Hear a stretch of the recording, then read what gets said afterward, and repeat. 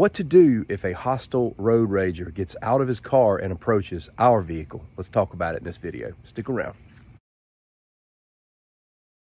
Road rage is getting bad across the earth. This is not just a United States thing. I've been seeing this happen in other countries. It's ever increasing and it's getting worse. If we're keeping it real, I'm finding it harder and harder to be patient out on the road, but I just know the importance of being patient and being self-controlled. A few months back, I did a video on what to do if pursued in a vehicle by a hostile road rager. But this video is all about the road rager who gets out of their car and approaches yours. This happens all the time. Right here on YouTube, you could binge watch road rage incidents. Let's start off with the most important thing. If we don't want to deal with a hostile road rager approaching our vehicle, we've got to be willing to not be antagonistic on the road. Don't think you can be big and bad while you're going 45 miles an hour down the road, because you may eventually have to stop. And we've got to do everything we can to prevent an altercation from happening once we stop. Because you can't cry and complain about somebody coming up to your car if you were antagonistic going down the road. I'm making this video for the person who was not an antagonist.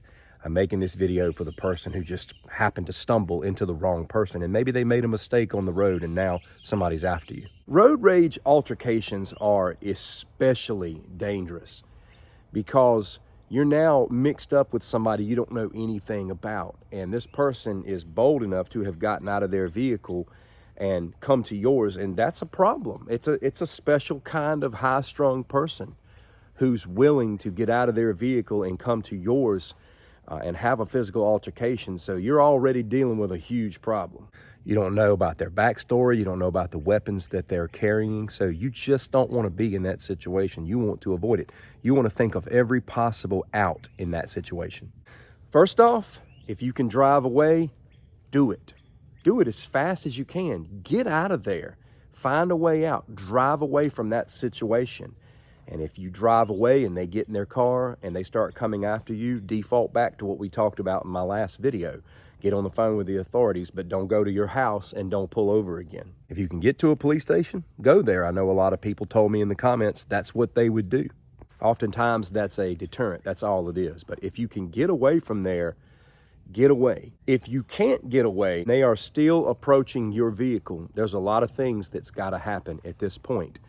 But do not leave your window open and allow them the ability to reach into your vehicle. Do not verbally engage them. I saw one video on the internet where the situation worked out when both guys got out of the car. That's so rare. I saw a video where by the end of the conversation, man, two guys were like hugging each other.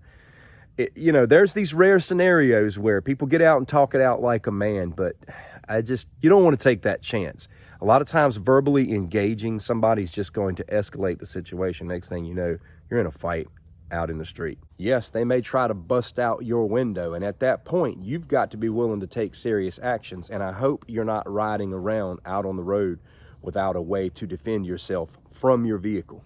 It's possible that they will walk away if you ignore them, but we've all seen video footage of people who will literally bust out the window of your car to get to you. At that point, you have no other option but to defend yourself. I've seen more than one video where the driver had to use lethal force in self-defense. I've seen it in more than one occasion. Back when the riots was going on years ago, a guy had to use lethal force against somebody approaching his car with a gun. I saw another encounter where somebody was trying to climb in the window and the driver pulled out a gun and dealt with them. And they did what they had to do, because you don't know if that person climbing in your window is getting ready to pull a knife. You may have your family in the car.